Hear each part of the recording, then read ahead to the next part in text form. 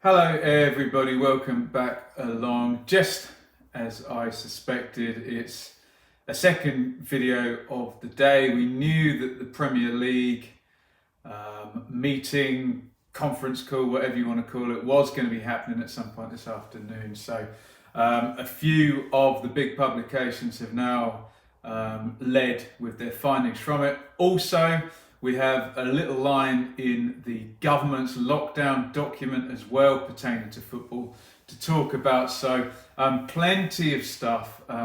Hopefully there's some more tomorrow to talk about, and I haven't gone too early on this one. I'm sure there will be. So look, this Premier League meeting happened today. I think we're safe to assume that every club was represented there, and also the FA, as we are going to go on to. So the Telegraph have led with the neutral stadium story, which we've been talking about, which it had kind of been framed that it was the bottom clubs, moaning about the neutral stadiums by way of sort of filibustering and slowing everything down. But it turns out that that is not the case. The Telegraph says the majority of clubs want the government to reconsider Premier League games being played at neutral grounds. Clubs with lucrative stadium sponsorship deals understood to be concerned over lost revenues if forced to play at neutral venues. So there you go. The argument from the likes of Villa and Watford and Brighton were that you're losing home advantage would be the big issue. So from a sporting angle, I've had a lot of comments coming back saying, well, don't you lose most of the home advantage as soon as there's no fans in there? But they seem to argue that there's more to it than that. Well, now here come the clubs, you know who they are, with stadium sponsorship deals. And they want to go and play at their stadiums, presumably, and this is pie in the sky guesswork from me, that the contracts in these stadium sponsorship details state that they need to provide X amount of games per season, and if they don't, they might lose out on some money. Deary me, imagine it coming down to money. Let me know what you think about that in the comments. A lot of people were against neutral venues when we spoke about it in the comments, and I think my position was, look, if they can do it safely at team stadiums, then carry on. If you can prove you can do it safely. My argument was, if it's going to be a lot safer to do in neutral grounds, then why wouldn't you just do it in neutral grounds if there's going to be no fans there? But if they can find a way and show everybody and the players that they can do that safely, then I'm sure no one will be objecting to that. The Times have gone with a different angle, and this is probably the biggest story. And they've said that Football Association Chairman Greg Clark has told Premier League Chairman today that the governing body, they're going to play their wild card here, will not sanction the season being voided or relegation being scrapped, and urged the chairman to draw up a plan for if the season cannot be completed. Apparently the FA has a special shareholder power as part of the agreement when the Premier League was created. That includes them being able to veto any proposed changes to promotion and relegation. So in step the FA with their big boot there, their creative control card there, if you're any wrestling fans in here. They've probably done the Premier League a favour if it is genuinely their decision, the FA, because that's something that the Premier League, that's a sword that the Premier League now don't have to fall on.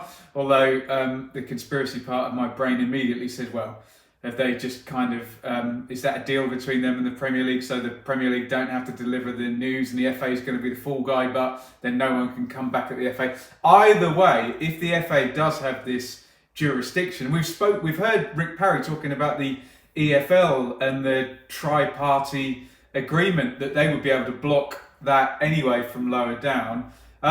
We will see. However it's come about, then we're not going to get relegations, which I must confess, I was very confused when everyone was mapping out all of these scenarios. Oh, we're going to finish with a league table, but we're not going to do anything with anybody at the bottom of it. My my take was that I would have found null and void fairer than coming up with a league table based on however they end up doing it, promoting teams and not relegating them. That's completely uneven to me. If you're going to come up with a hierarchy, the bottom three clubs go down in most all the divisions except for League Two, isn't it? It's just one or two at the bottom of League Two. I'm sure someone will fact check me on that. But if you're going to have promotions, you need relegations. You can't have one without the other, in my opinion. And it seemed like the only argument that stacked up was a money one, really, and they'd be more likely to sue. So I'm glad the FA, if they have stepped in heroically to do that, or there's some kind of agreement. Long and the short of it is, it looks like this idea of no relegations is not going to be a starter, which works well for me. Let me know what you think in the comment. I'm sure we've got plenty of West Brom and Leeds fans who'll be pleased with that, and Coventry and Rotherham and Oxford fans, although I doubt it will transpire that far down, but I think it's the right call. Let me know what you think in the comments. The other news that we've had this afternoon is the government's 50-page lockdown document that we heard Mr. Johnson, the Prime Minister, saying yesterday, outlining some quite vague plans, but saying that would be followed up today with this 50-page document. Well, you can go and download it off the government's website. I've read as much of it as is relevant to me. There we go, talk about self-interest. I just read the bits that were relevant to me, so I'm as bad as anyone, aren't I? There we go. There is one sentence on page 30 under step 2, and it states, permitting cultural and sporting events to take place behind closed doors for broadcast while avoiding the risk of large-scale contact. Cue a load of very disingenuous headlines saying, football back on June the 1st. Well, hold your horses. It says that the earliest football can come back is June the 1st, and that is obviously if we're on step 2, which depends, as was explained at length, on the R number, that R number coming down, and the alert status dropping down to a 3. I think we were on a 4, weren't we? We need to get down to a 3 or whatever, that weird graph that the government showed us that didn't seem to make much sense. So the government have now really, everything's just getting passed on to the Premier League now. The government have really kind of passed things on and said, look, if you can get your house in order and figure out how to do this, you can play these games.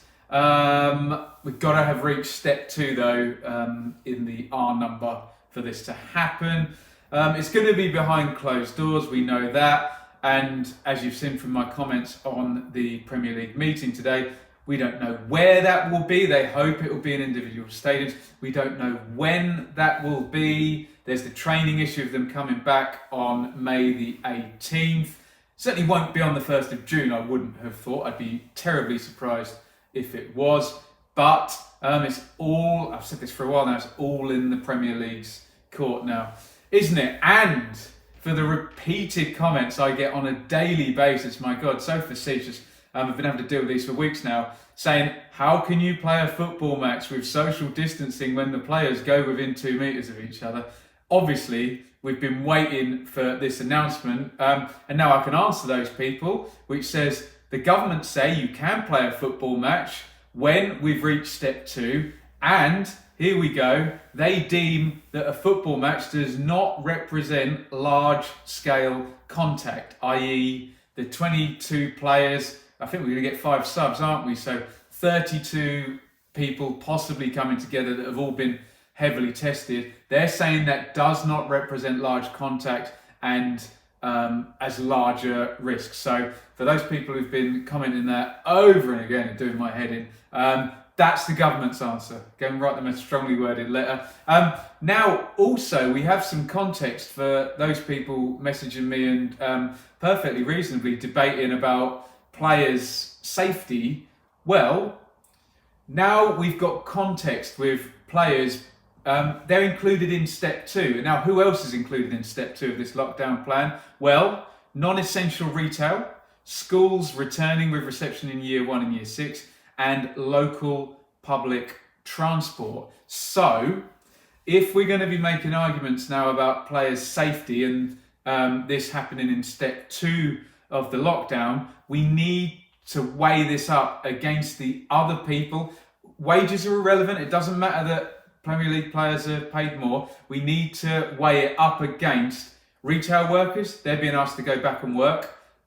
Teachers, definitely going to be no social distancing there, I can tell you that. Public transport workers as well. So we need to now weigh up, well, if it's not safe for footballers to go back, is it safe for all of those people? Are the risks equal? I know that's a huge can of worms, but do let me know what you think on that one. So, bit of a late update today. Get your thoughts down in the comments. We are talking the Premier League meeting. We're talking neutral grounds, and it wasn't just the bottom 6 after all. The top teams with stadium sponsorships don't want that either. So neutral grounds looks like we're moving away from that. Greg Clark has stuck his oar in from the FA's point of view, saying they will try and block a no relegation system. Get your thoughts in on that. I think it's good. You're more than entitled to disagree with me. Just be kind. And the lockdown document, June the 1st, the earliest it can happen. They are deeming sporting events that avoid the risk of large-scale contact, i.e. it's 30 people, isn't it? 32 people. They could have fun with the handshakes afterwards. I assume it would be fine for managers and coaches to go their separate ways without shaking hands, but I know people get particularly vexed about that. So let me know what you think. And in terms of the player safety, we've now got context. So when we're arguing about player safety, we are putting that against non-essential retail workers, also going to be asked to go back in step 2, school teachers and staff and TAs, with reception kids and year 6 kids.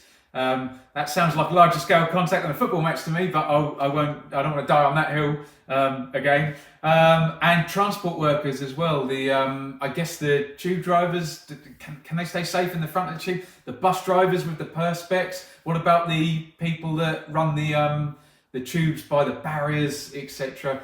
Is that any safer than the footballers coming back? I know Premier League's a private members club, and TFL, say in London, is serving the whole of that city, but essentially we've got a context now to weigh up the safety of different people who are going back to work in different situations and on different wages and from very different socio-economic backgrounds. Let me know what you think of all of that stuff. Get involved in the comments. Hopefully 2 videos wasn't too much today. Been getting some great feedback from these videos. As I said this morning, we've gone over 9,000 subscribers, which I'm really, really happy about. The main thing is I'm really enjoying the debate down the bottom there.